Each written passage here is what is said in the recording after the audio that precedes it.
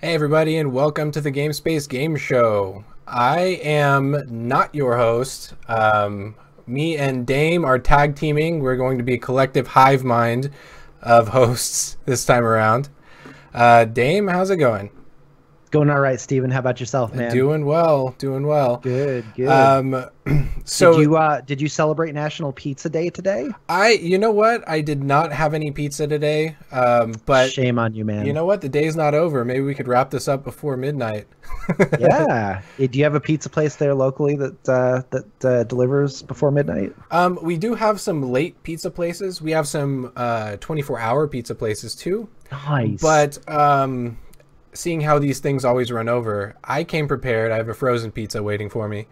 So Hey, you know what? The day is young. You still have time for that frozen pizza. yeah. As for me, I made mine from scratch, and I've got my rocking my favorite apron here today. So it's a good day, man. Came It's a good prepared. day. Looks like you're Yep. armed. Oh yes. Oh yes. And ready. So we may or may not have some people drop in and out. We're still waiting to hear back from a couple people, but we are going to get started on the show because we have a big show today. Let's do Wonderful this. show. And I'm actually glad that Dame is here because he's the one person that I needed for our main topic today, which is cloud gaming. Yeah, let's talk about that, man.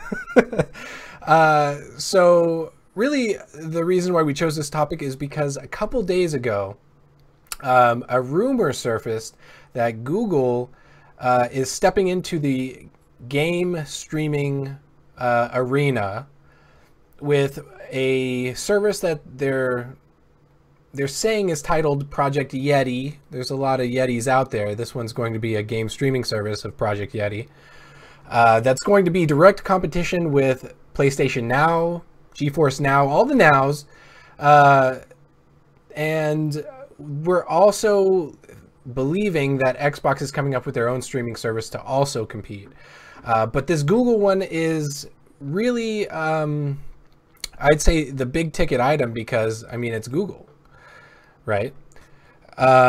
So we're going to be talking about all those kind of things having to do with the cloud gaming. I mean, what do you think it is? Is it the future? Is it a fad? I mean, what is this? Yeah, it's a really good question, and it's really interesting that you lumped GeForce Now into this kind of collective of other like game streaming services, because GeForce Now I think is a little bit different from the standpoint of it leverages existing services like Steam and the Battle.net or Blizzard app. To use those games that you've already purchased or that you already own to stream through the service. It's funny when this initially came up and we started talking about the Project Yeti.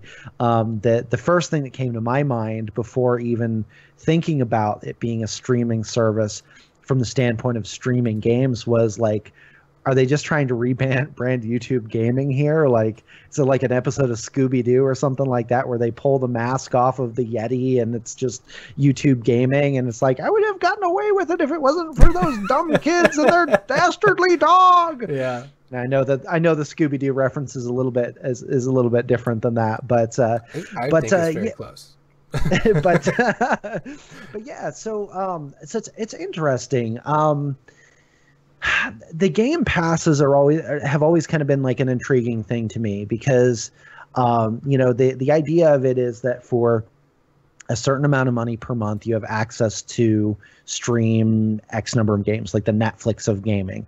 And so I guess the thing that I wonder with that is, and I don't necessarily see it as a replacement, because there's something about having the either the physical disc or cartridge for the game, or having like a digital download to be able to go back and play it at your leisure. Yeah.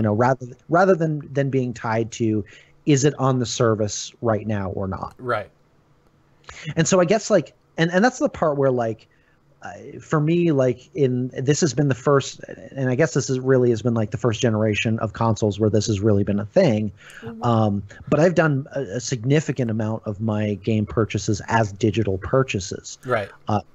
The interesting thing in that is that when it comes to the used game market, there's certainly been an impact on that. I think we've seen that like with places like GameStop, where that's been an impact there with them. But there's something that's interesting about not have, and I'm still trying to wrap my head around that. Like, I have this cost sunk into owning a game that Right. I don't have a physical representation of it that I can sell or trade for something else. Right. Well, so I know that everyone believes, and I mean, they're not wrong, but a lot of people are saying, cloud gaming is pretty new. And I mean, I'm not saying you're wrong on that. But if you do remember, and I don't know how long your gaming history goes back, but it goes back a ways, man. A ways, then you may remember way back in, it's got to be late 90s, maybe it's early 90s. They had the Sega Channel. Do you remember the Sega Channel?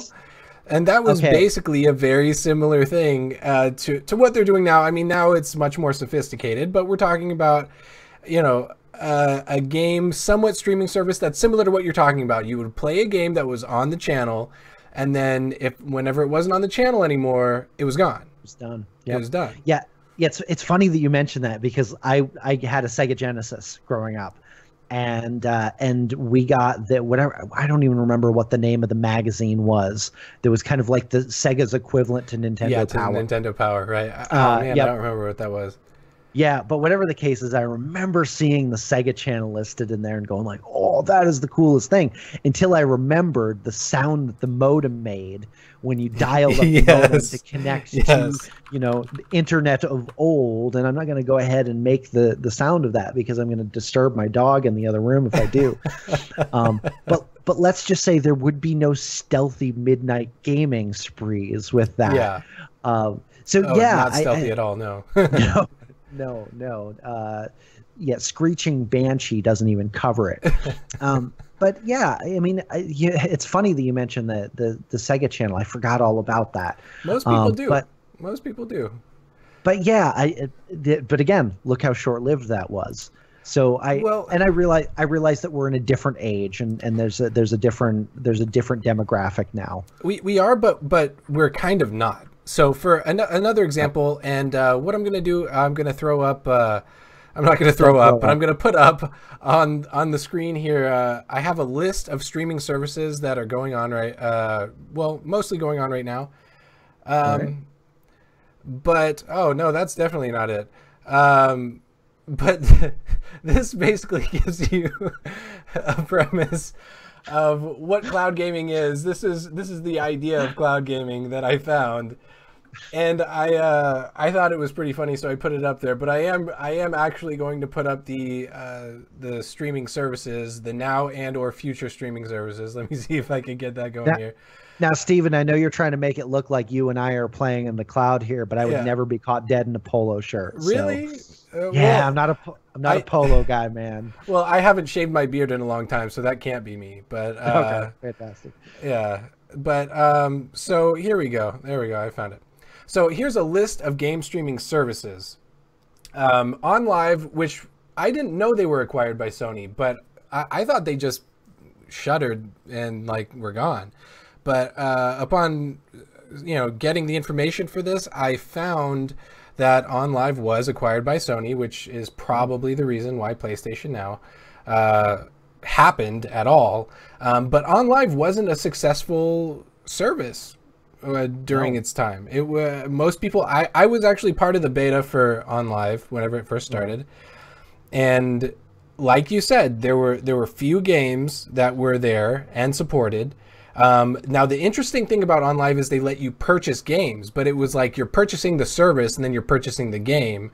And then what worried me about that is that, let's say, this happened, OnLive goes under. Well, what happens? I mean, do you keep the game? Do you not keep the game? What really happened in that situation? Because not saying a lot of people did this, but there were several people, at least several, that probably bought into OnLive thinking that this was the future. This is how the games should be played, right?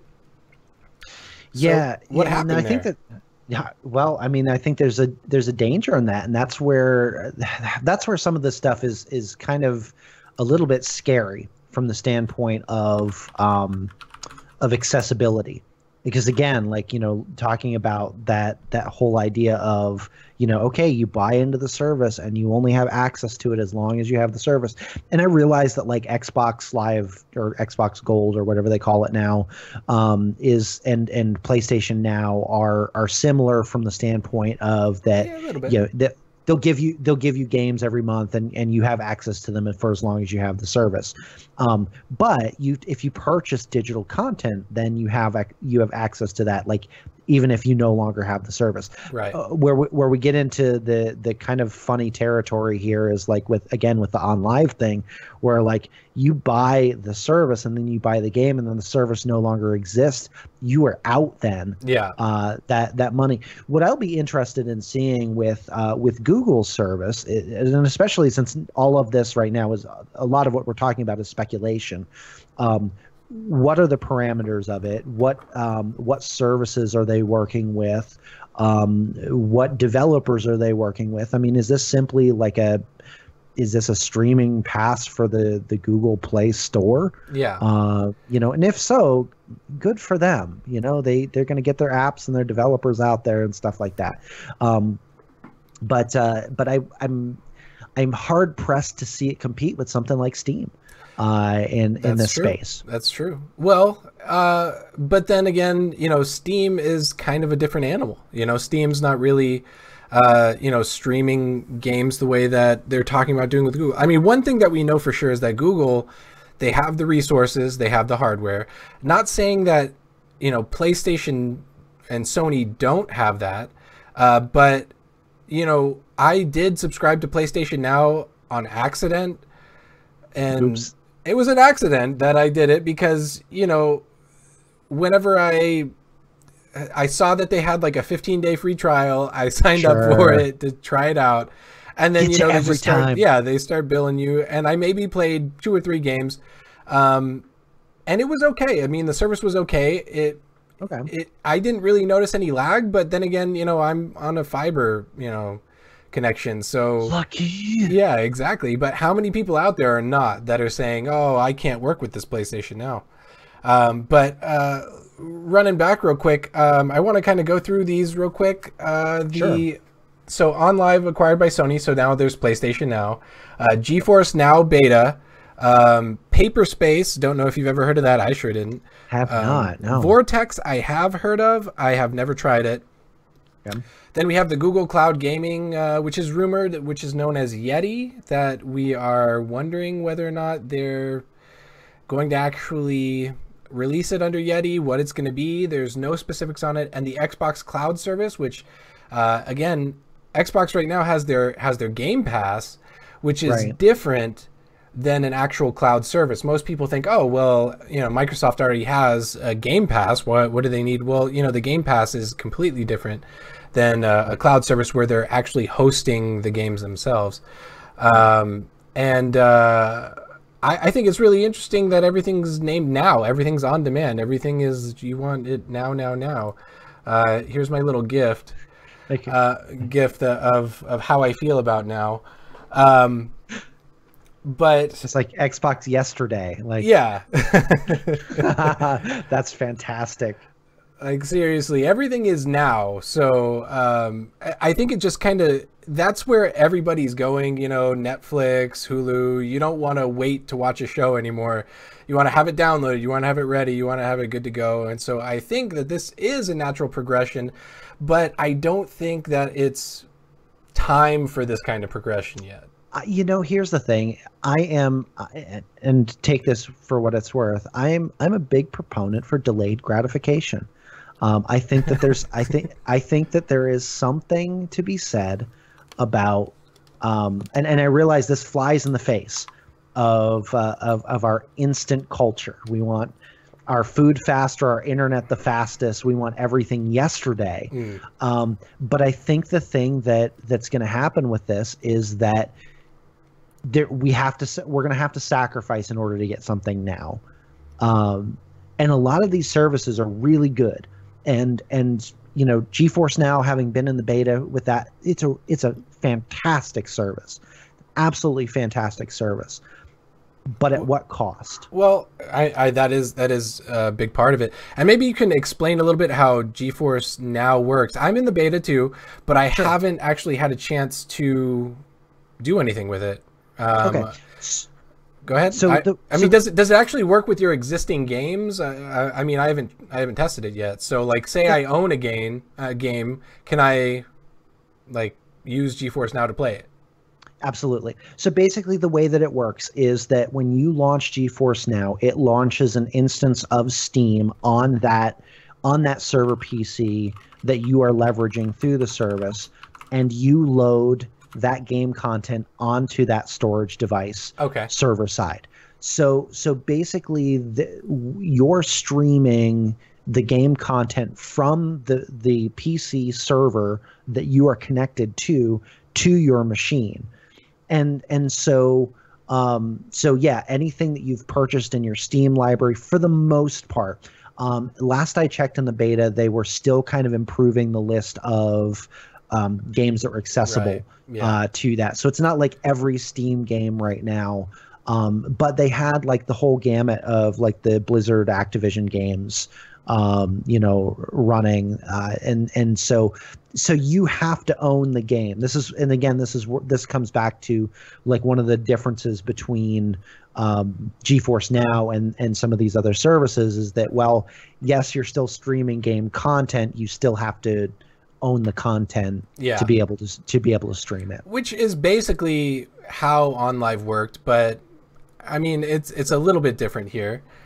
But so kind of going back to the main differences, I mean, maybe that's the route that people should be taking if they're thinking about actually doing some streaming through cloud gaming. Maybe not so much worry about these services. Another thing that was kind of interesting when cloud gaming was coming out is they talked about that this is a way for you to not have to own so many different consoles. This is the way where you could just have one and play all the exclusives from all the different types of, platforms there are out there. Yeah, and I would be really interested to see, like, in practice how that works, because Sony and Microsoft have a lot of skin in the game with having individual hardware and their individual frameworks for their for the networks that they're using, and I'm just not really sure that they're at a point where they're ready to give that up. Yeah. And so I would love to see that. Don't get me wrong. And this was actually a conversation that I think that we were having last week with Shank on here, in talking about exclusivity, and he wrote a good, thoughtful piece over on GameSpace about exclusivity. You may or may not agree with him on that, but I do not. But he knows that. He knows that by now. But I think that there is a little bit of a tax that comes from having that, having the individual platform, and I'm not sure there's a unifying solve yet for that, but I would love to see one.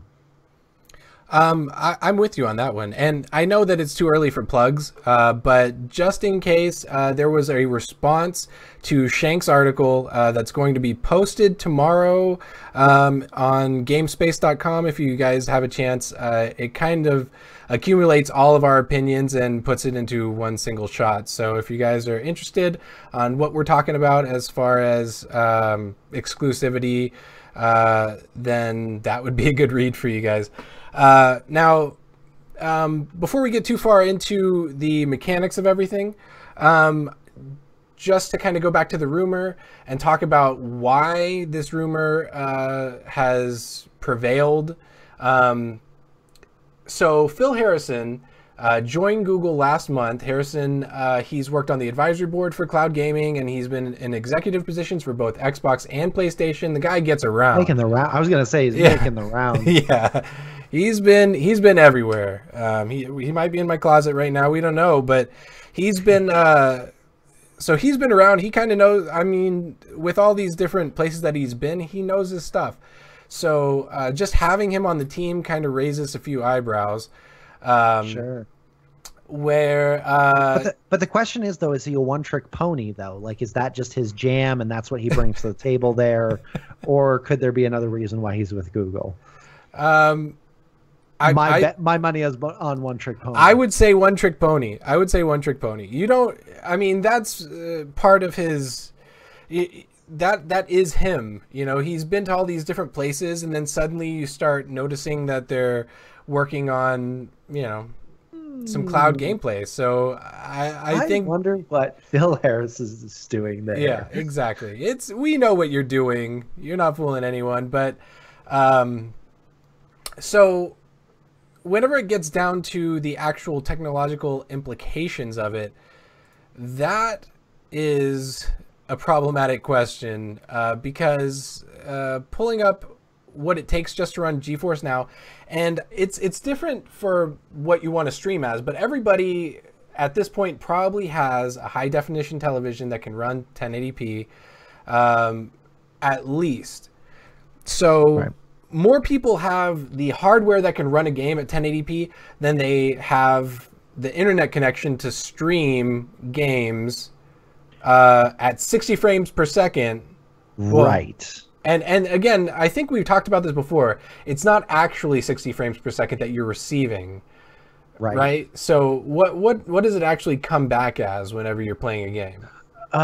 You know, honestly, like I never did any type of measurement on that as far as FPS goes. It's good. Don't get me wrong. Like the quality is really good. The delay is nearly non-existent. But again, like we come back to this place where like this is the part where the wheels start falling off. Yeah. Is that yes, your internet service provider may say, yeah, you get 50 megs down to your house, but that's, you know, that's before the neighbor down the street is watching YouTube videos and Netflix, and, you know, their kid is playing, you know, Xbox Live and calling everybody, you know, and their mother names. And so, you know, you've got a situation here where like, yeah, you may have 50 down to your house, but you may not always have 50 down. You may not have accessibility to that 50 down. And so, and it's almost like one of those things where like, I don't know if you experience this or not, but I know that when my parents first got Netflix, their service to the house is atrocious. Like, I kid you not, like, I for years said that their internet was powered by a 12-year-old Amish boy on a bicycle, and when they forget to feed Jedediah Yoder, you know, their speed goes down. But anyway, whatever the case may be, like when they first got Netflix, like it was rough. It was rough because my parents both had laptops that they were on their wireless connection with, and they're, you know, my mom's trying to, you know, check Facebook and, you know, keep up with people, and my sister's online, my dad's online and stuff like that, and they're like wondering why their video is stuttering and terrible quality. Yeah. There's your my parents went through the same thing. It seems to be a thing with parents. I saw we've got Tiger and Kiwi. Kiwi's giving us some props over here about us two-manning. So thank you, Kiwi. It's always nice to have you join. Indeed. And I just got to throw this out there. Kiwi threw out in our Slack chat that she made a fantastic brisket, and she's not sharing it with us. I think that probably goes back to my ripping on pineapple on pizza earlier today. But... Oh, man. Well, you know what? We don't want to get into that right now because there's a lot to say just over pineapple and pizza. I was going to say, is that like the third conversation that you're not supposed to have in polite society? Like you're not supposed to talk about politics, you're not supposed to talk about religion, and you're not supposed to talk about pineapple on pizza? Just pizza toppings in general. You never know who's around you. Okay. You could say the wrong thing. True. You could say Canadian bacon, and then they'll be like, what? Canadian? You don't want to talk about that in here. So we only allow patriots to eat our pizza. American bacon only. But so like you were saying, the thing is the infrastructure is what really gets me, because I just got fiber not too long ago. So I have a fiber connection. I'm good. I'm golden with whatever I want to do. But it's not always like that. It's not available everywhere. And then another thing that's really important to take note of that a lot of people might not really think about, because maybe all they do is game or all they do is watch Netflix, but most ISPs nowadays have a cap. And when you go over that cap, you get charged more money. And they're real good at charging that money. So they get that cheddar. Yeah. So, I mean, if you're streaming constantly 50 megabytes per second download speed for 1080p at 60 frames per second, you're going to be running through that a lot faster than you normally would just playing the game normally. I mean, that's a lot more. And we're not even talking about 4K. They haven't even released what your down speed needs to be for 4K. It's not available. No, I can't even imagine that. And I guess that comes back to the conversation, and we had this conversation I think a couple of weeks ago on the GameSpace game show when we were talking about GeForce Now.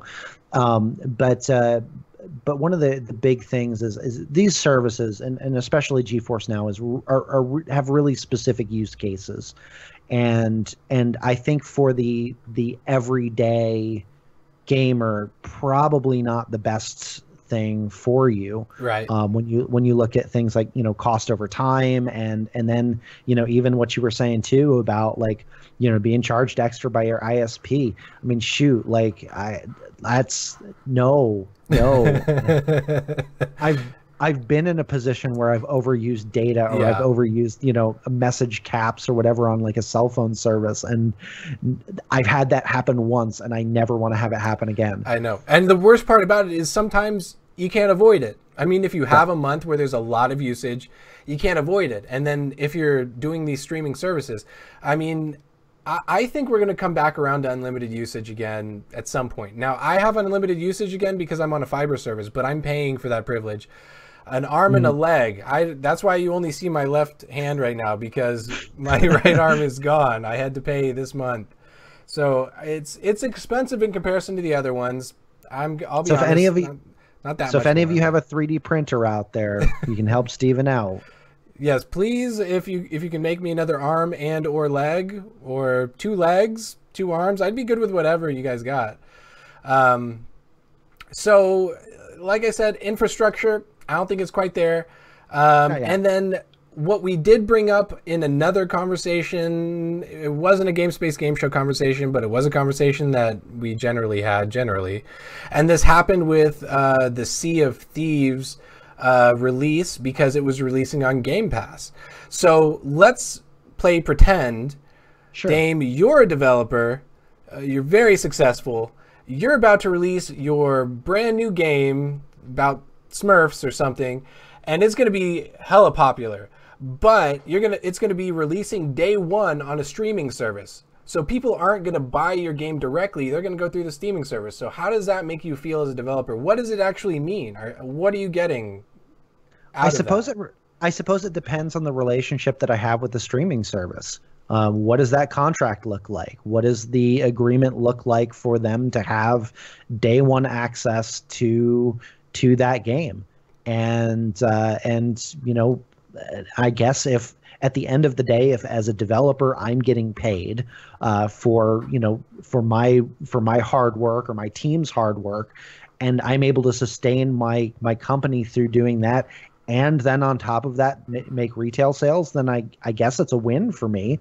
I guess that's the place where like with the free to play models and stuff like that I think we had that in our notes here somewhere, like, is our company's going to be like, going to like a free to play monetization scheme with microtransactions. Yeah. I hope not.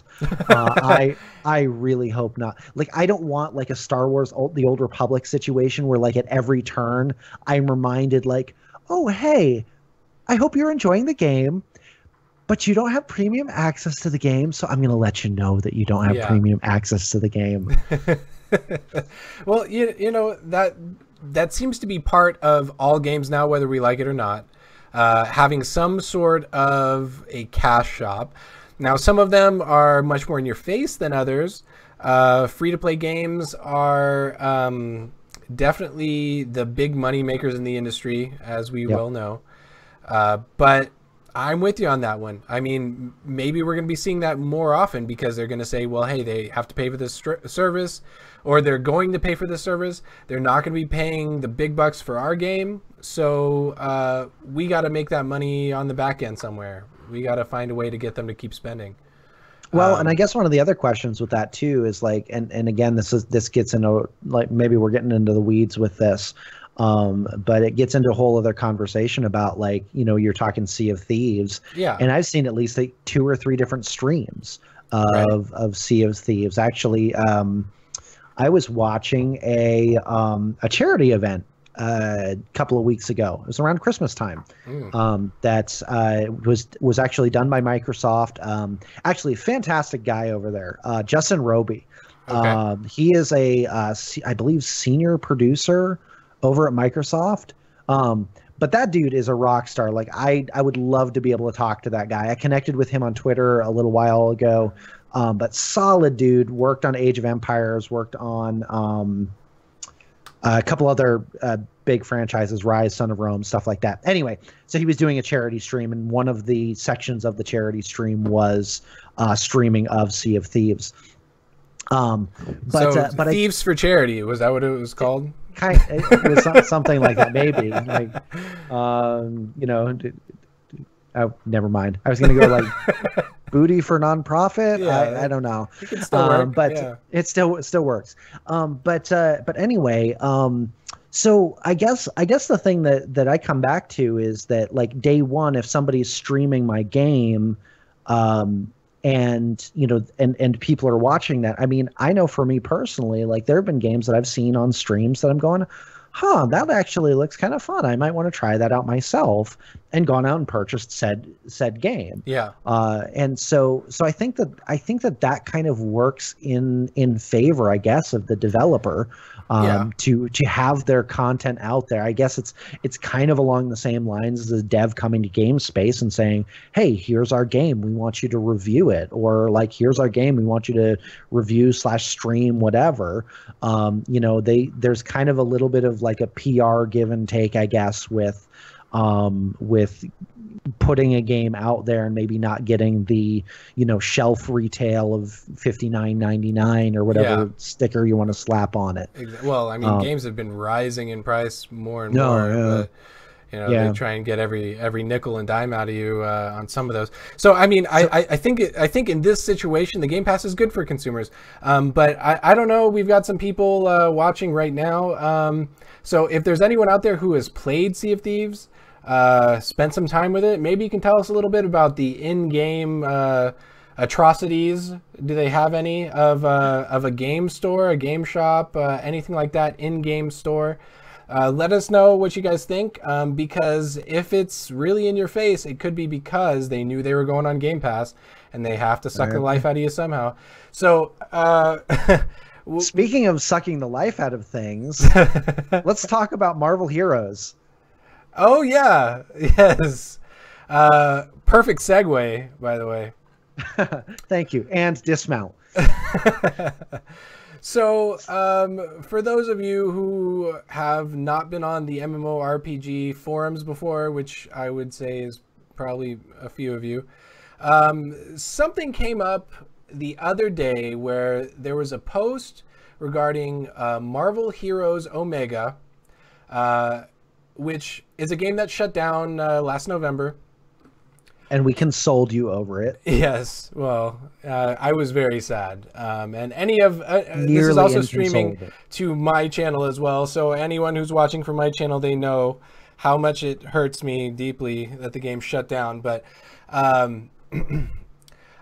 the news is that there's an Indiegogo campaign. Indiegogo is like Kickstarter, where the Paragon Institute, which is an educational 501c3 nonprofit organization, wants to start a studio to bring back Marvel Heroes Omega, and they need to they need to get between $450,000 and $900,000 to do so, is what they said they wanted to do. So The basically, rabbit hole just seems to go like really super deep on this one. yeah, basically. But so there was controversy in that just alone, that they wanted to bring this back because we all know, all of us here in the future know that there's licensing to be had. We know how tight-lipped Disney is with everything, and how, you know, I mean, basically we didn't even know the game was shutting down until like a week or two before the game shut down, and it was like bang boom, you guys are out. So seeing that somebody is going to try and revive this sounds like a good idea by someone who doesn't understand what's going on. More so, it seems to me that it's more trollish than anything, but a lot of people thought it was a scam. Now, what happened on MMORPG.com on the forums is that they just posted the news. That's all. They said, hey, this is a campaign that is happening. That was it. Now, which is typically how news pieces go. if you've never read the news before, which might be a few of you, this is how news works. You say, hey, this is happening. That's news. But apparently some people got angry over this, about the news being reported, because they felt that we should be protecting you, the consumers, from yourselves, because you would back this because it was reported on. Now, I mean, Dame, did you back this game? No. No, I did not. Because I know that there is a difference between news and investigative journalism. Yeah.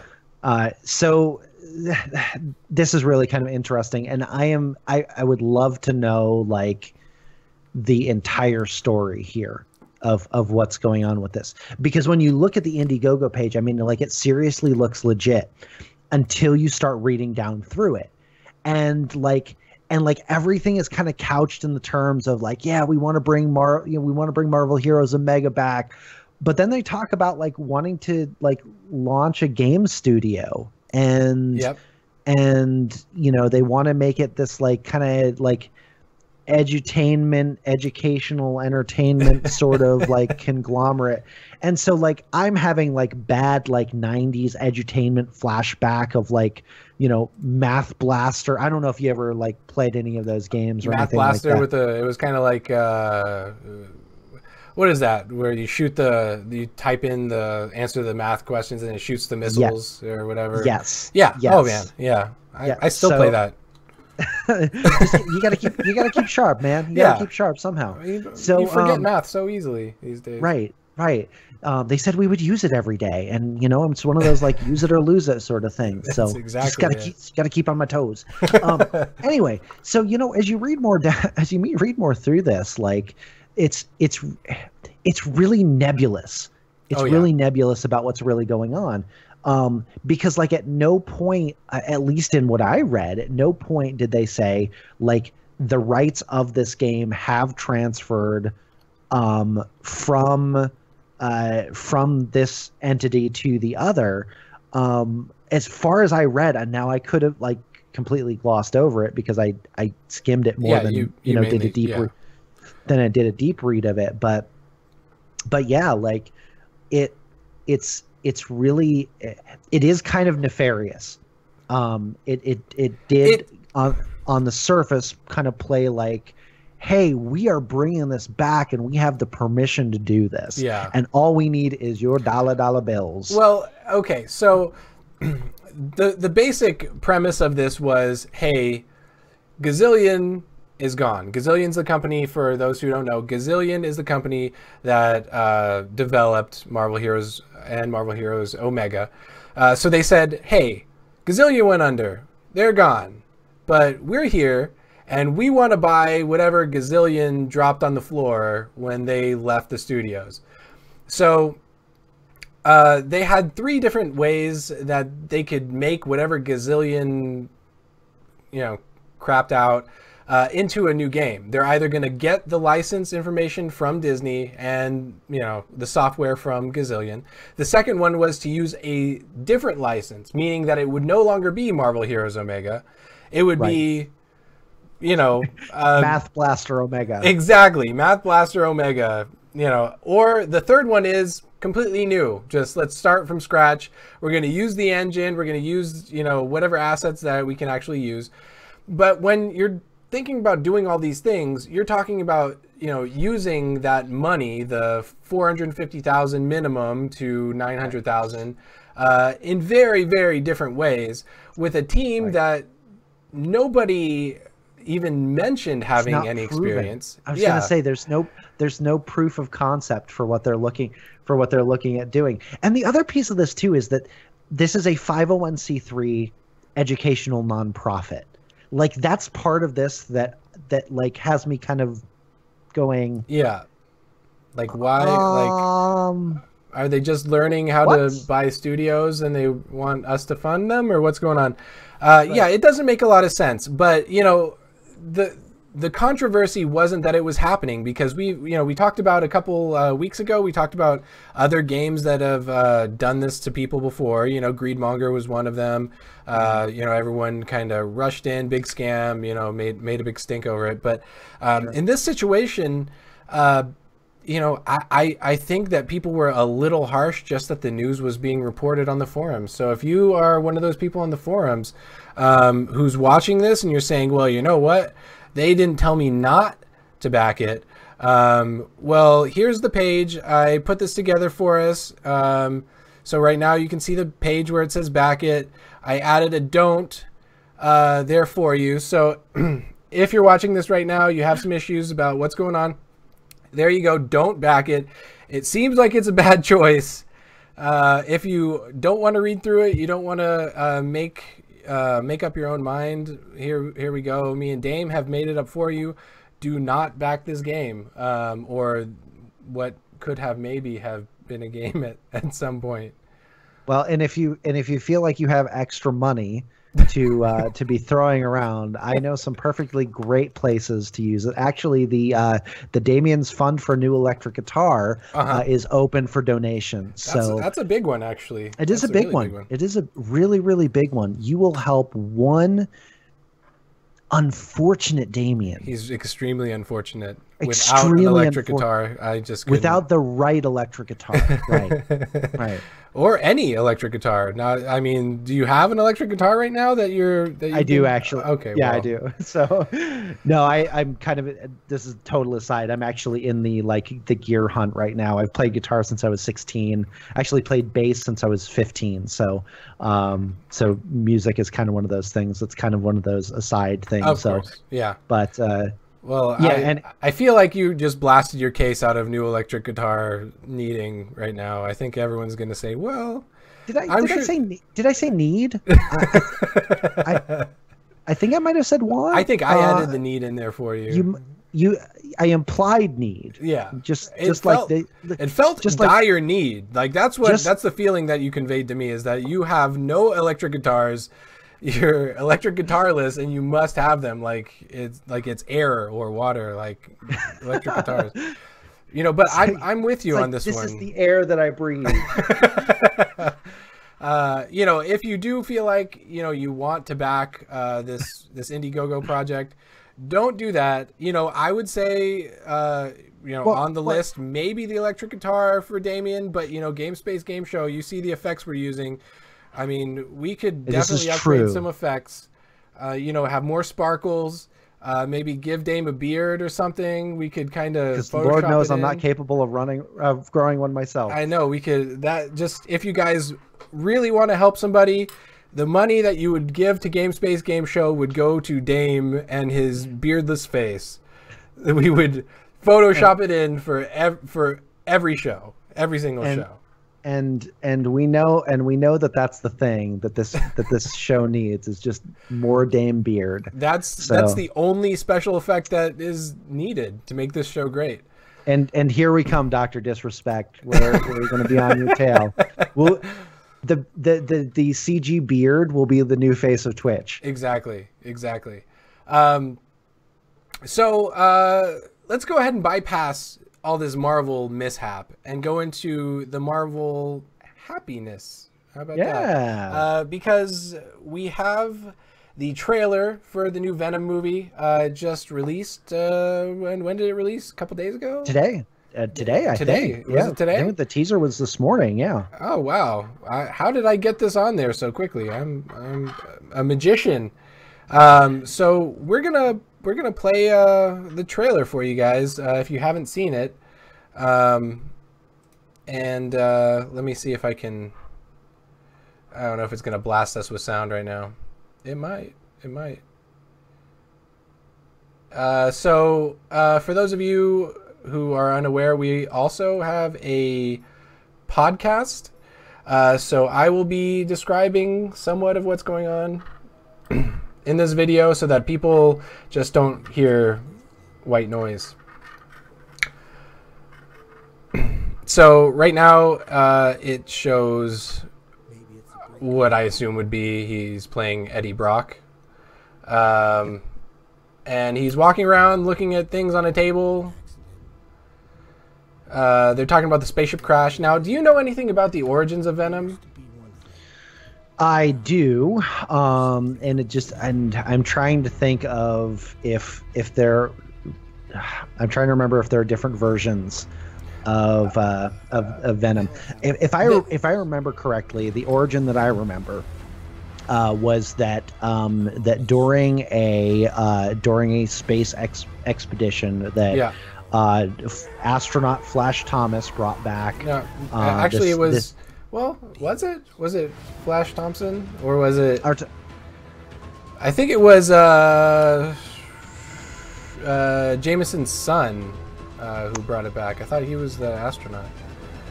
You could be right. I'm probably failing here. You know what? Oh, you know what? They do like Flash in the original Spider-Man trilogy, the Tobey Maguire trilogy. Well, the Tobey Maguire trilogy, they did do Eddie Brock. Now Flash Thompson does eventually inherit the Venom symbiote, so that might be what you're talking about.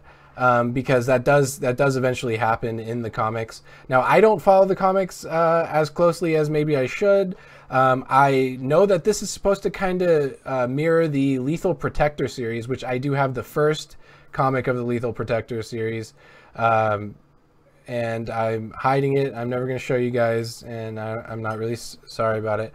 But, you know, I know that the premise was that the symbiote got onto Spider-Man first.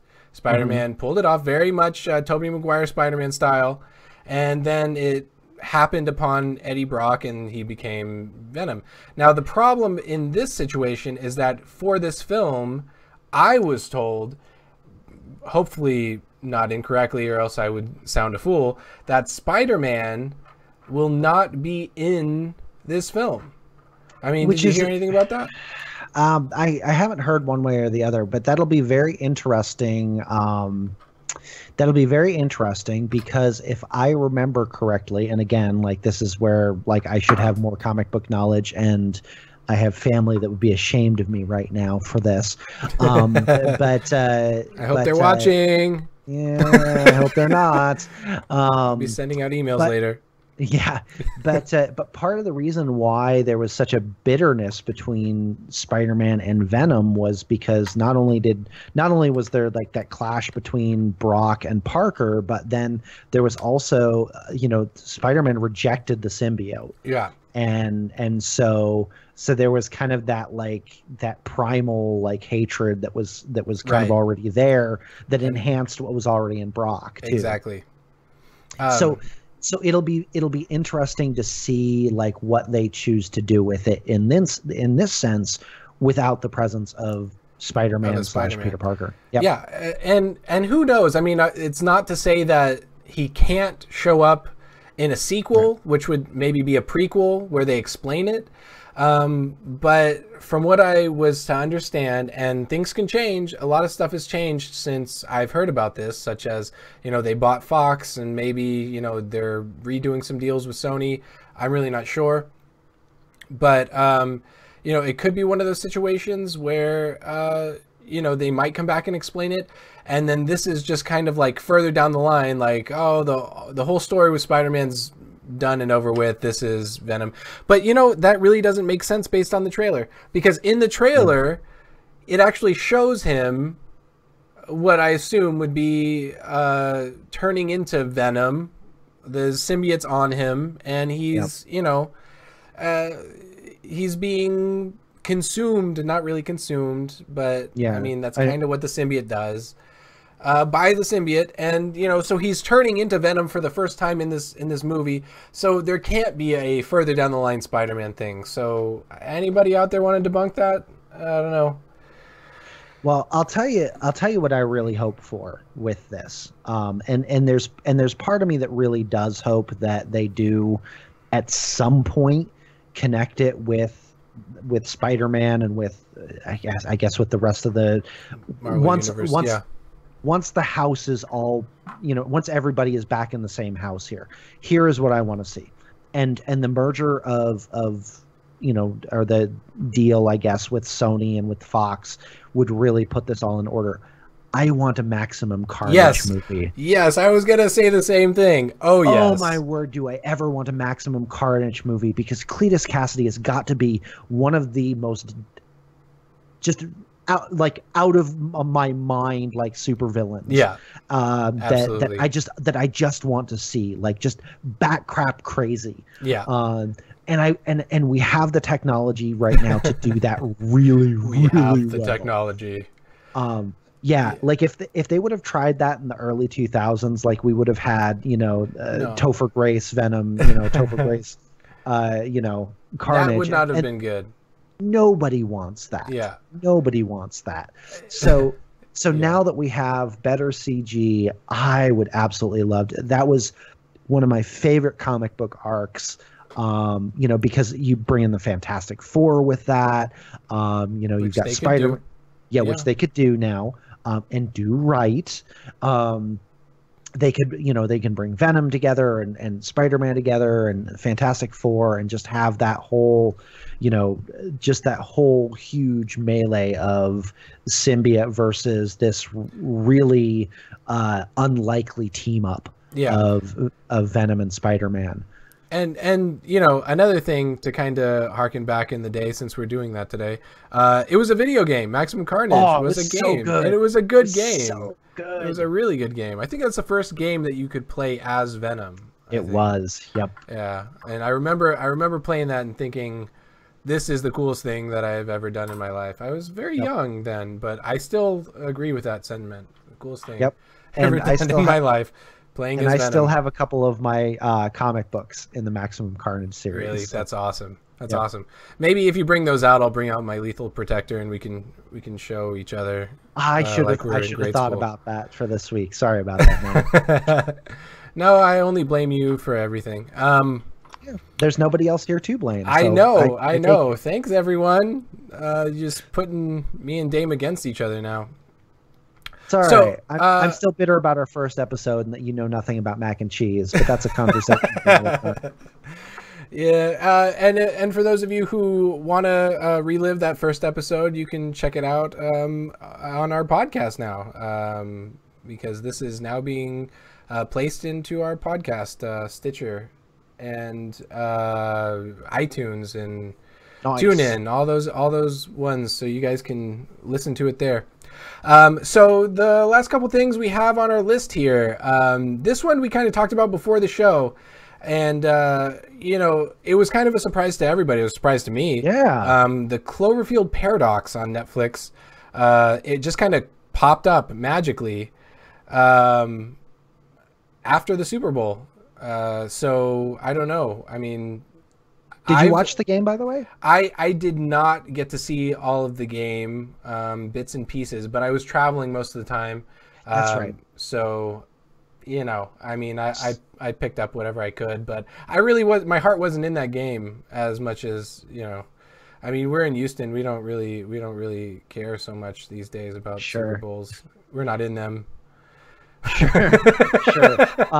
So I have an annual get together actually at my house for the game, and I typically care nothing about the game. The game, I love entertaining. So Yeah. like having, being able to set a, food out and stuff, Who for doesn't like everyone that? is Yeah. that's my jam. So we had about a dozen people here at my house watching the game, and I got to see actually the trailer for the new Cloverfield movie when it was first revealed to everyone, Yeah. Yeah. and like everyone in the room was like, "There's another Cloverfield movie? What?" It snuck up on Uh, everyone. and it just Super like secretive.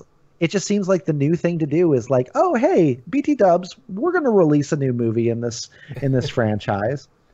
Um, and Bad Robot, they put out good stuff. J.J. Abrams, I mean, he's Yeah. an amazing director. Everybody's been trying to get a piece of him for a while now. So I've seen the first Cloverfield. I did not see the second. I know it's also on Netflix, but I did watch this third one. And what really was interesting is how different all of these different ones are. All the different films are. It's Sure. not one single story arc. It's a bunch of different story arcs with different main characters. You're not really following a cohesive story necessarily, but in their own way, they're really good. I know that the Cloverfield Paradox was panned by a lot of critics. I think that I can understand why they would, but really, I think that this is the closest to them bringing together the previous films than they've ever been. And I think that if we're to see another one pretty soon, I think it's going to tie it together to a point that's really going to make make at least the Cloverfield Paradox one of the best in the series, because it kind of explains how things are the way things are, even if it doesn't Okay. have those big kaiju. I was gonna say, is like kaiju in space, or like what's the? I wish it was. I love the monsters are what I watch it for. Whenever the first Cloverfield Sure. came out, I mean, I don't know if you remember the trailers to it, but it was all Man, kind of it was like, awesome. yeah, like Like you kind of the didn't found know what was footage, going yeah. on, but yeah, it's like you knew something was going on.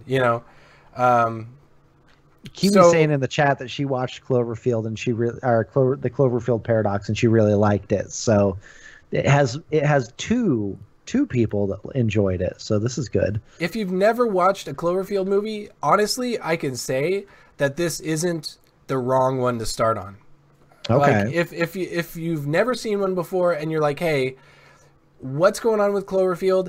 This movie, if you play it kind of in reverse, it's almost like it's a prequel, and you could totally watch this Interesting. movie first and then go back and watch the first one over again, and Okay. you wouldn't even skip a beat.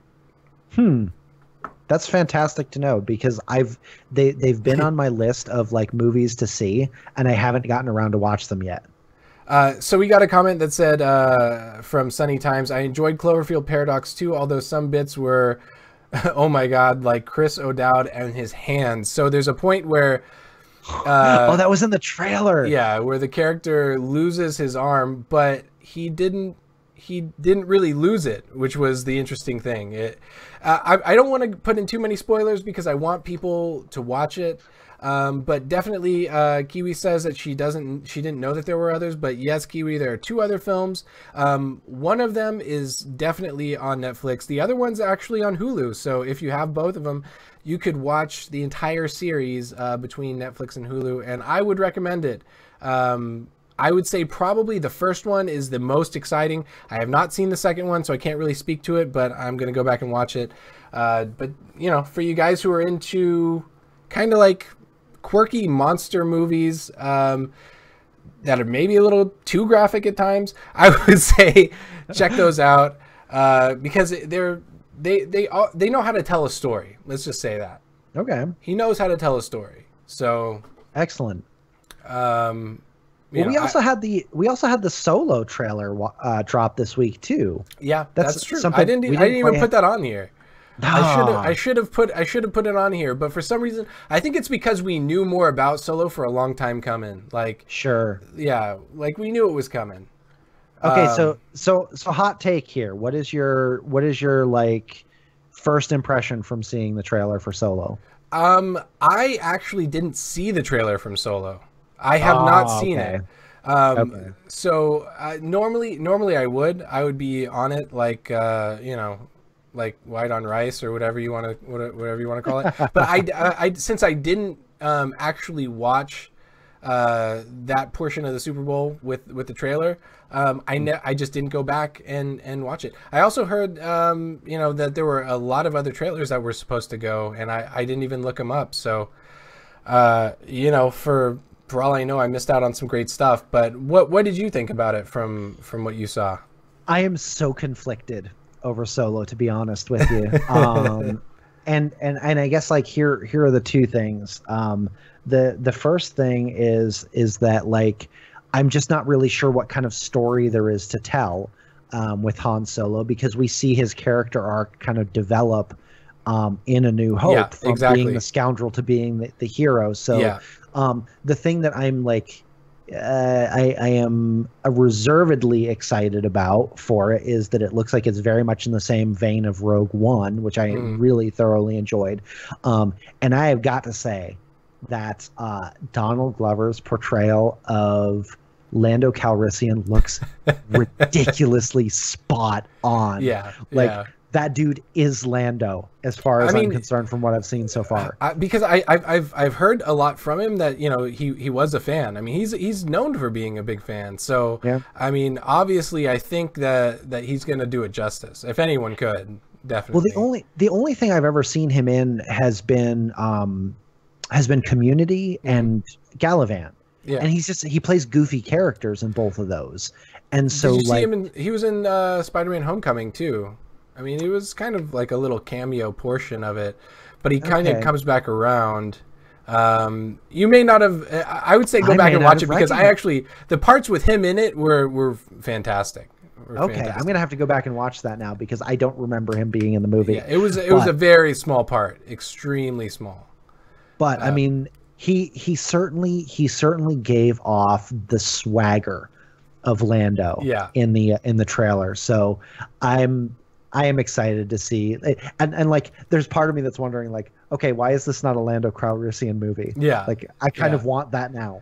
I didn't want it before, but I want it now. The way that Disney's been branching, I mean, you could see it. You could see it at some point. I mean, they're really like growing the Star Wars franchise. It started with just the little roots, and now it's like everything from Marvel to Star Wars. Everything's growing for Disney. There's actually rumors right now. Well, they've kind of teased this out at my wife and I are actually huge Disney fans. That's like our favorite like vacation destination, to go down to Disney World. But anyway, they teased out at their big D23 this year, kind of their PAX, I guess. That they're looking at doing a Star Wars immersive experience. Where you basically go, you get like an identity, you get really? You get your own costume, you get missions that you're supposed to go on and stuff like that. That is insane. So it's this whole like immersive experience that's separate from the parks. That's pretty interesting. I want to try that. I think that would be really cool. Because you can kind of live out your fantasies. So next time you go, you can invite me, and I'll just tag along with you guys, see how it is. So our last thing here on the list before we get into the what are you playing, which David was supposed to be here for that, because he's the only one who really had anything on the list. But Closers by En Masse launched earlier this week, actually. I've been streaming it a little bit. I'm going to be streaming it again on Sunday. For those of you who did not get a chance to see the stream, I'm going to be starting with another character. Maybe not starting from scratch. I might play him up a little bit, just kind of get into the action. But here is a little bit of gameplay. Dame, I don't know how you feel about animes like this. I don't know if you were in the Slack chat earlier today whenever me and Randy were talking about this. But these anime, Korean games, they often have the overly sexualized characters and Sure. the visceral, crazy combat, which I love personally.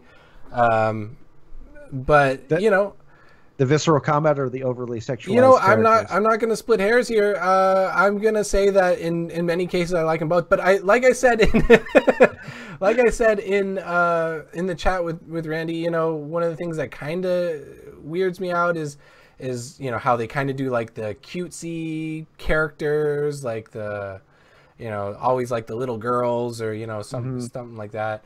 You know, I know that that's definitely part of the. I mean, what would you say? It's just kind of how they make these animes, and you know, From a cultural perspective, yeah, it's not out of the norm. yeah, for them anyways. Here, this stuff doesn't really fly apart from just watching whatever they do there.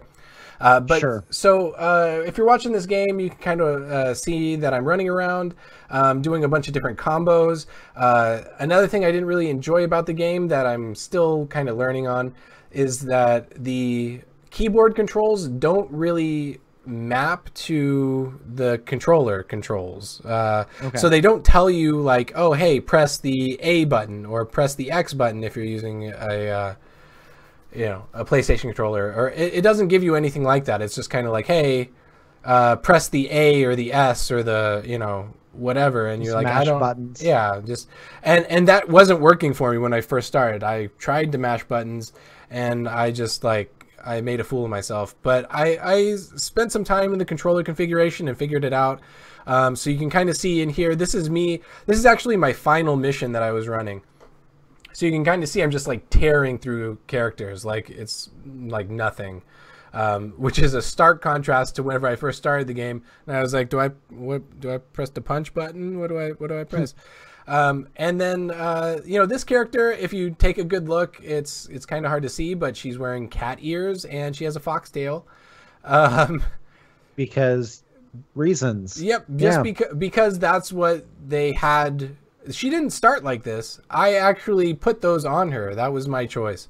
Yeah, we got some. I don't know if everyone. I know everyone gets the ears because I saw a lot of people wearing the ears, but I don't know if people all get the foxtail. But so is this kind of like a single player game, or this is like kind of in an MMO space, or like what's the? Okay. So this is an MMO, but it's more akin to an MMO lobby game. So while I was playing it, you know, some people stopped by and we kind of hashed over what this game is like. They said that the game is very similar to a game called Elsword, and I don't know if you're familiar with it. They said that game's been out for like 10 years. The hub-based play kind of reminded me of Phantasy Star. You have to know the Phantasy Star Online and Universe series, which, you know, in truth, it just made me want to play the Phantasy Star series more. So one thing I love is the character models, and I mean that in, you know, every sense of the word. Like this boss that I was fighting here was just an insanely crazy and gorgeous cel-shaded like anime boss. You know, he's got the big horns. He's like a big like reptilian thing with a beard. He kind of looks a little bit like a dragon. You know, I know that David was talking about the actual anime itself is really good and that we should take a look at that. So I'm going to be looking it up. A few weeks ago, I plugged VRV Verve, which you can get on PlayStation. It's a new streaming app that's done by Crunchyroll, if anyone's familiar with that.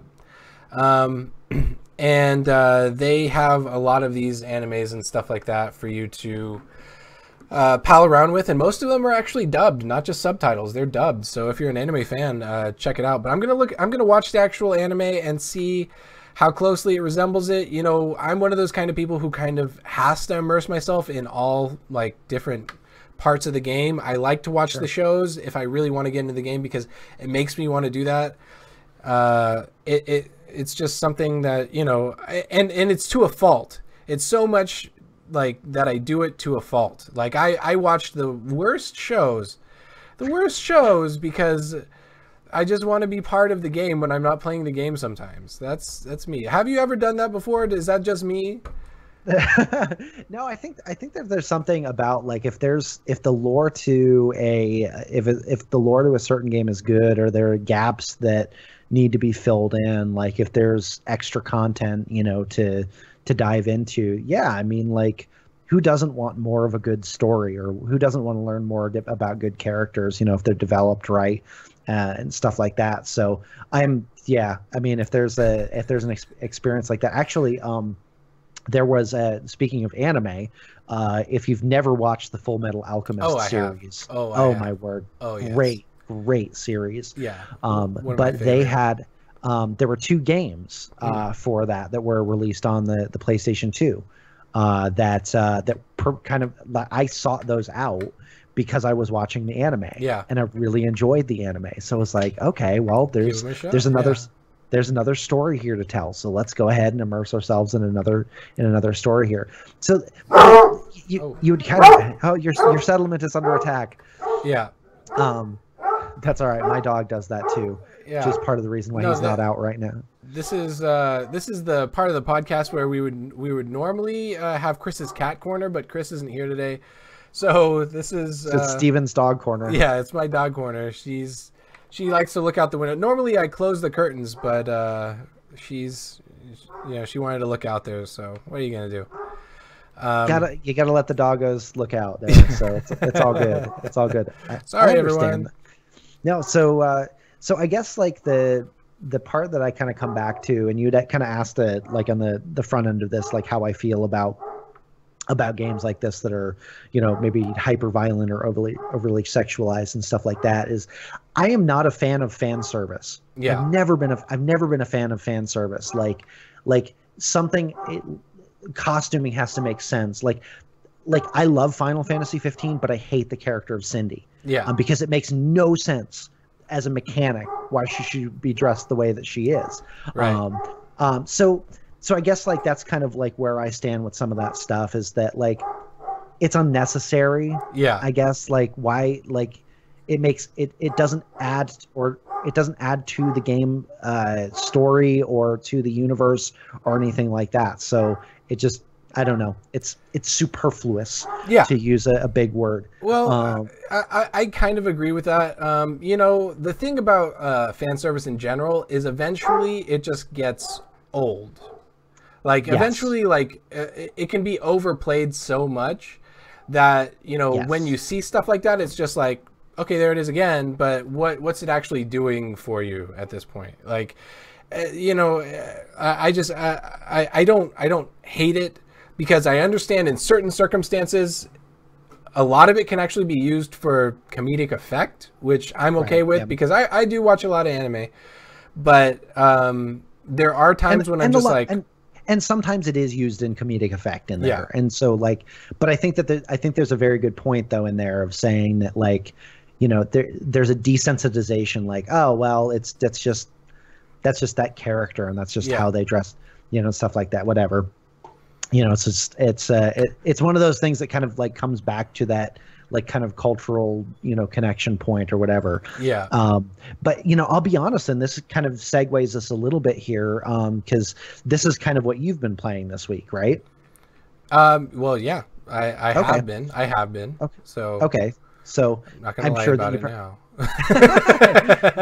So I'm sure that you have something else to plug with that as well, but I'll segue us into the what are you playing this week section, because I've been playing Dissidia Final Fantasy NT, and my review for that is up on GameSpace. But one of my complaints about the game is that that there's a fair bit of fan service in there that, again, like it just like when it comes to character presentation, like because of the nature of the universe, the nature of the Final Fantasy games, like there's a progression in the characters as you play those games, and you develop the character. They go on like the hero's journey. If you're familiar with the Campbell reference, but they go on this hero's journey of developing themselves, or the circumstances around them, kind of them being forged in the crucible of their circumstances. And when you get the interaction between the characters, it's like none of that ever happened. Yeah. And so you have characters like I'm going to screw this up because I always forget what the number is on the game here, but I'm wanting to say it's Final Fantasy 6 or 3. They're kind of interchangeable in the East and the West, but Terra from Final Fantasy 6, fantastic character. And the journey that she goes on through that game is just phenomenal. But when you see her in Dissidia Final Fantasy NT, it's she's like this just weakling little girl, and it's oh well, I think that there's a thing over here, and I'm gonna go find the summon. It's like, that's not Terra. That's completely uncharacteristic of that character. And I realize that there's a certain amount of like fanboying that I'm doing, like, and saying, no, that's wrong. You know what? That's really what Final Fantasy should be for, though, is the fanboy of it, because there have been so many, and they're just the thing about Final Fantasy is, and I'll be honest, because I've only played a few of them. I haven't played every single one.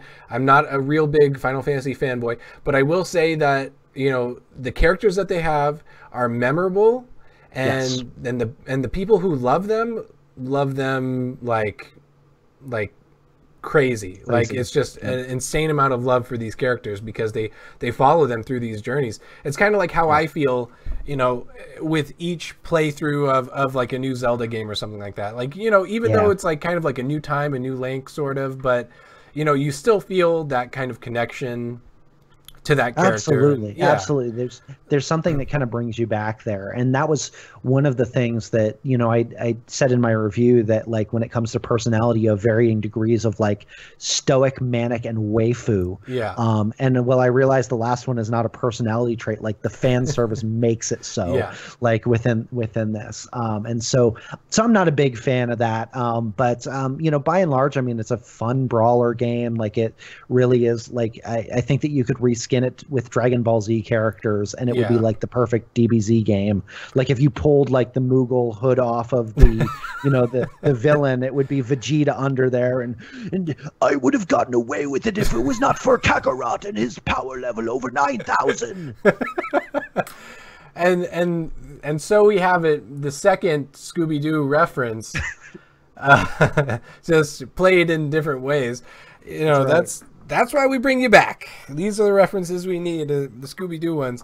No, but I know what you mean. A lot of it does feel like, a lot of these games do kind of feel like they could just be reskinned and be something else if they're not staying true to the original characters that made you buy the game in the first place, right? Yeah. Like, you're buying them for the beloved characters, and when you find out that they just kind of butchered your memory of this particular character, I can see how it would diminish your enjoyment of that game. Another thing that's going on right now, that if you're a Final Fantasy fan out there, the new mobile game just went live, right? Yeah, Pocket Edition, Final Fantasy 15 Pocket Edition. I have not had a chance to pick that up, but I've sunk so much time into the core game that I'm just not sure that I want to do that again until it comes out on PC. Yeah.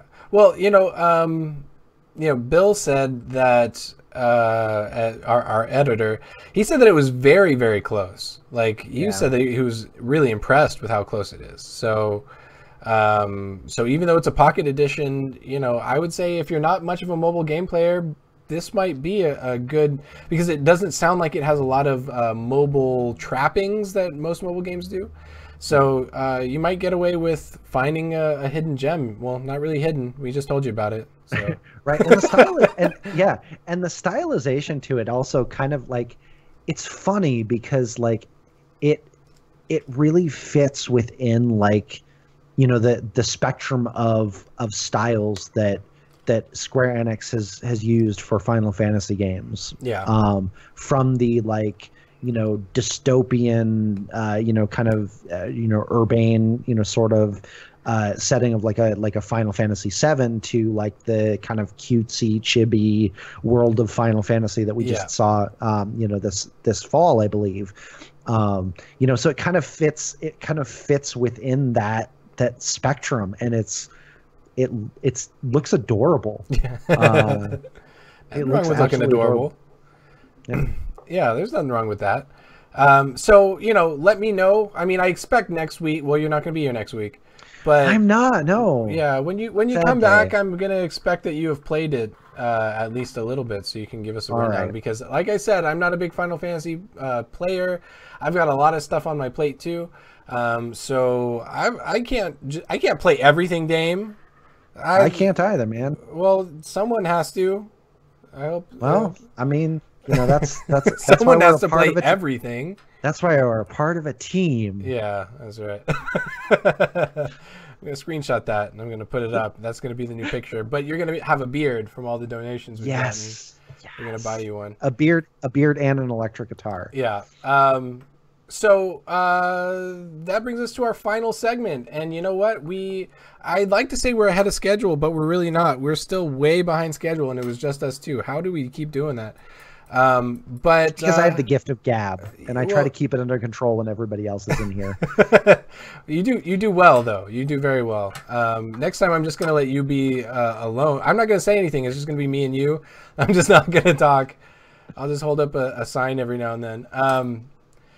So what are you playing? We already kind of talked a little bit about what you're playing, what you have played, and that you have a review coming out. What I'm actually playing, dropped today. Yeah. Well, there you go. Closers is what I will be playing for all of you out there who wants to see me play it. I'm going to be playing it on Sunday. You know what? I might be playing that for a little bit, but Bill just gave me another game called Dig Dog. And nice.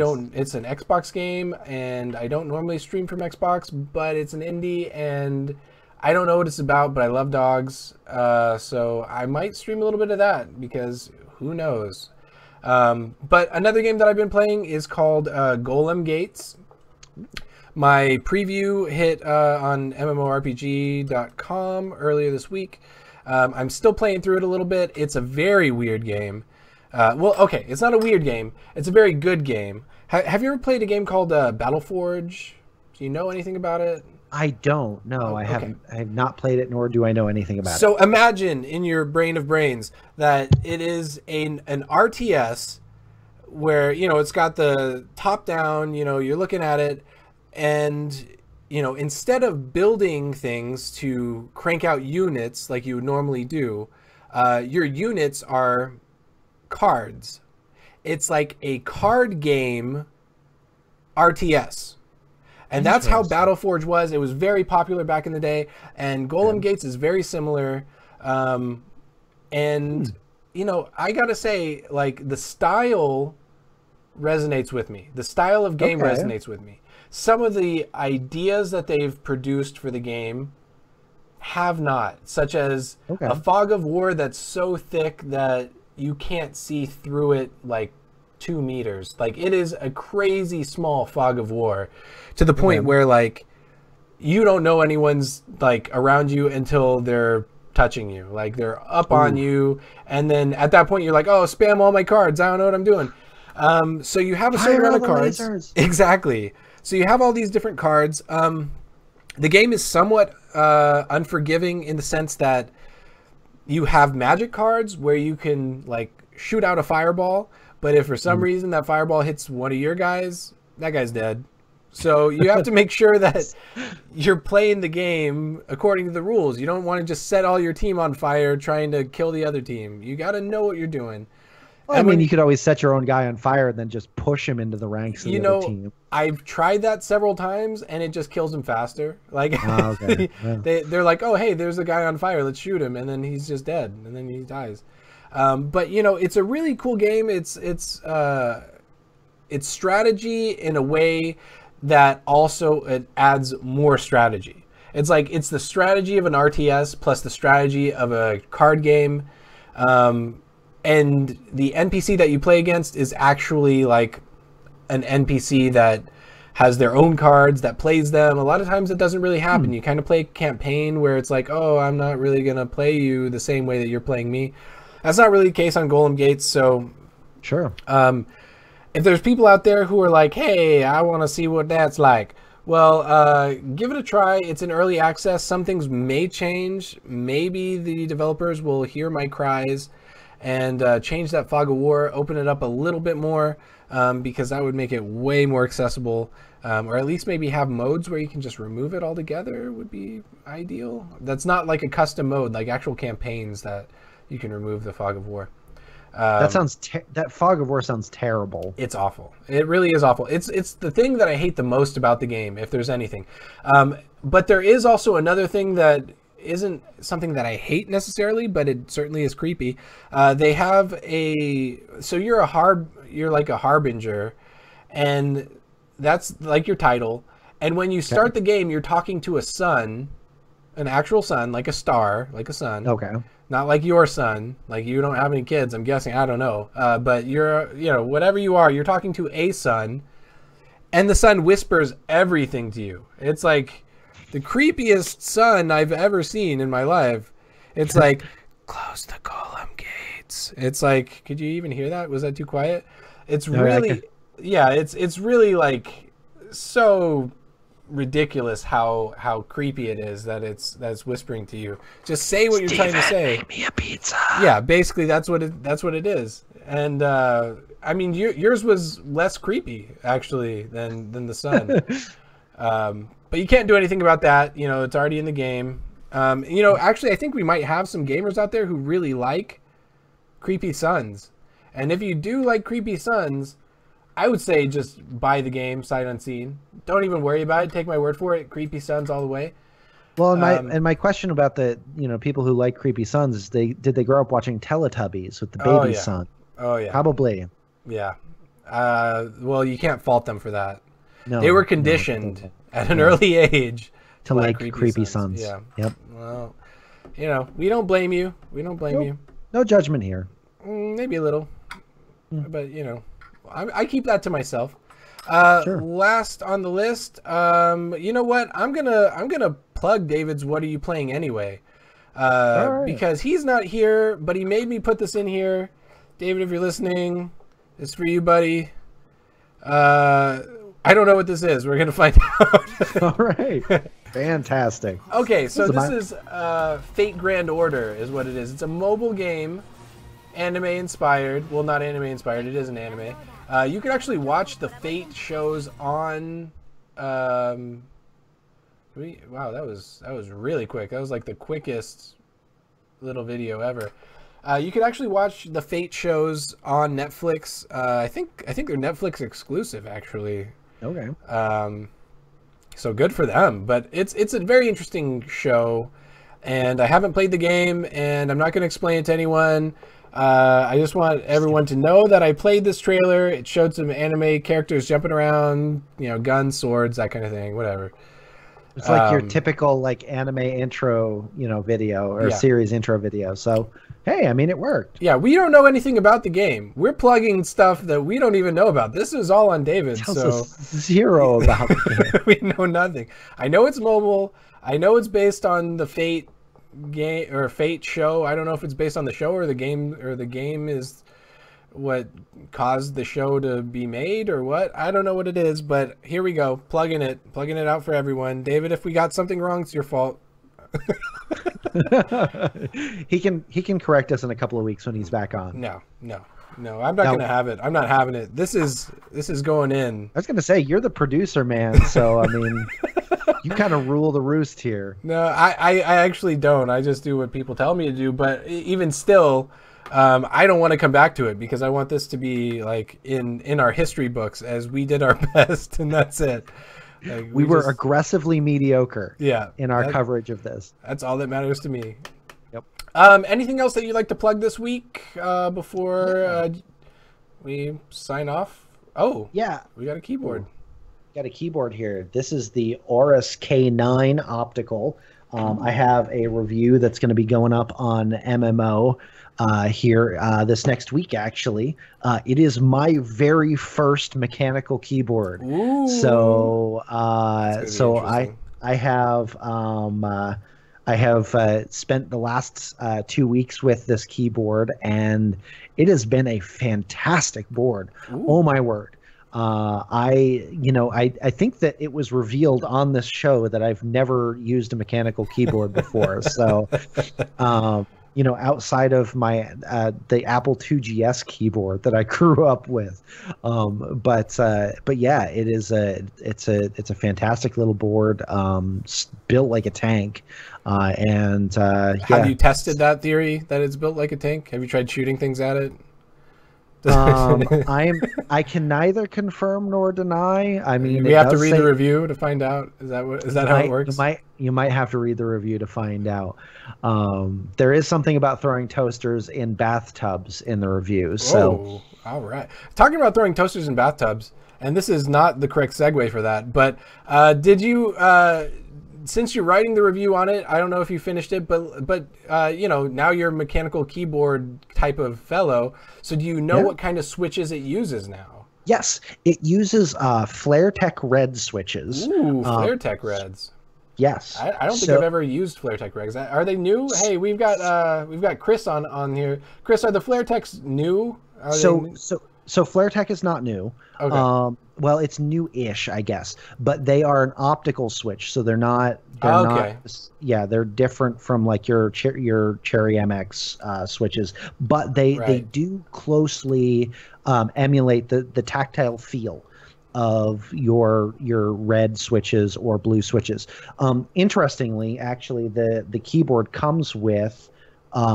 They come with a set of like the alternative style of switches. So this being the red variant that I tried out, it did come with 9 blue switches that are kind of the more like clicky switches. Oh yeah. Did you use them? I did, and I hate them. Yeah, my review of I have a keyboard review myself going out where I used blue switches, and oh man. It actually it's the Armado keyboards like from ASIO. I don't know if you actually. I think you saw them because I think you were the one. I don't know if you were the one who found this or not, but it's the one that looks like a typewriter. Like the typewriter keys. Yeah. Yeah. So it has the blue clicky switches. So okay. I definitely expressed my feelings on that one. Right now, I'm also using another Armado, and this one uses brown switches, so they're not as loud. But I'm still getting used to these keyboards. My last keyboard was so big, and these are so much more compact. So I'm still trying to learn how to use these new keyboards. Yeah, but it's interesting. Like the profile of this keyboard is so much thicker than the keyboard that I'm used to using. So, I mean, I'm just used to using my standard like Apple keyboard that's like this thick, you know, and and the key travel isn't very, very far. Exactly. Yeah. But I'm not angry at this keyboard. Well, I hope that's the tagline for the review. It's like it'll just say the keyboard, and then it's like I'm not angry at this keyboard. Just like that's an endorsement if I've ever heard one. Anything else you got on the list? You doing anything special? Any other shows that you're keeping an eye on? Anything you want to tell me about? I'm just keeping up with Agents of S.H.I.E.L.D. Yeah. Oh yeah, man, the last episode, man. Ooh. Oh my goodness. Yeah. Were we talking about this? I think we were talking about this previously. How they really upped the violence? Is that what we were talking about? Because in the last few episodes, like wow. Good night. Yes, the last 3 episodes. Oh my word! Have they ever upped the violence in the show, which is working for it surprisingly. Oh, it is. It is. They do it well, but still, it's like it's not what you would have seen, a few seasons ago. Not even remotely close. No, like I'll tell you, like one of my favorite character arcs in the series has been Fitz. Yeah, I love Fitz, and watching like where he's come from to where he is now. Like this last season, like my one like disappointing thing in this last episode, which wasn't as. Can I spoil? You're gonna do a spoiler. You're gonna do a Can I spoiler. can I do a little bit of a spoiler? Spoiler Okay. alert. That's the Yeah. spoiler alert. Okay, so if you haven't, okay, so I really wanted Fitz to take down the Kree dude. Oh shoot, what's his name?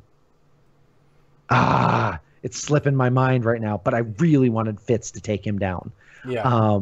But there was that satisfying moment though where Gemma walks in and she puts the little earworm in his head, and he's just in agony over it, and she's just like, silence. Oh, that was so good. That was so good. That was pretty good. I don't want to give away any other spoilers, not this week. Everyone who's out there, in 2 weeks, we're going to come back around to this because I definitely want to talk to you about some stuff. We can talk about it off the show. Sure. I don't want to give away all the spoilers, but there was another part. I'm with you as far as the Fitz arc goes.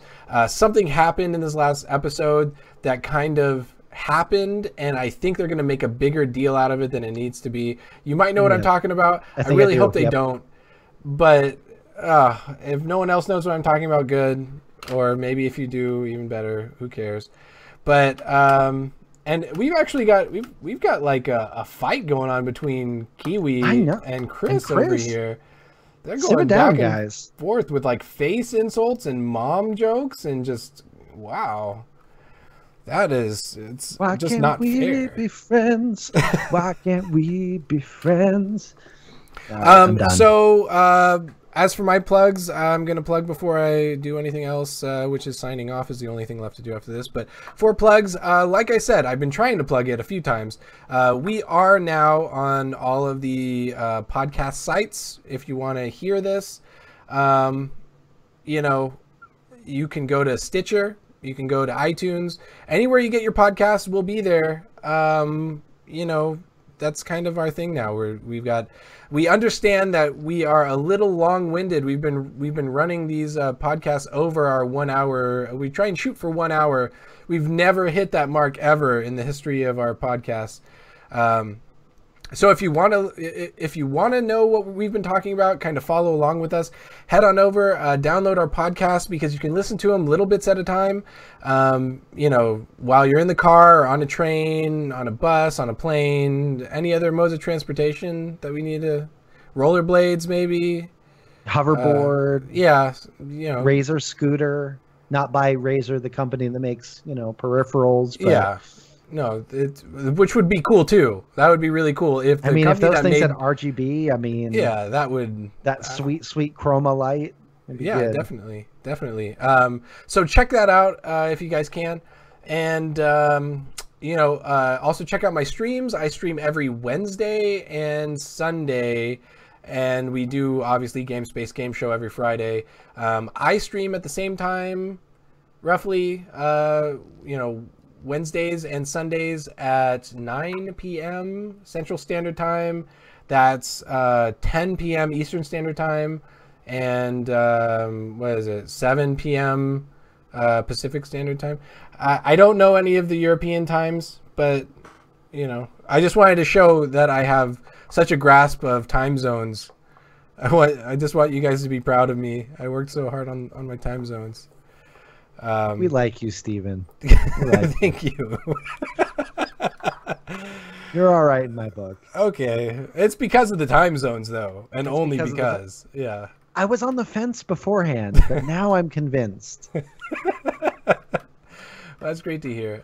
So I appreciate you all for watching. I'm gonna lead out with Kiwi and Chris fighting each other, talking about rap battles now. Which is a little weird, but tune in next week for GameSpace Game Show. Thank you all for watching, you guys, and we'll see you next time. Have a good night.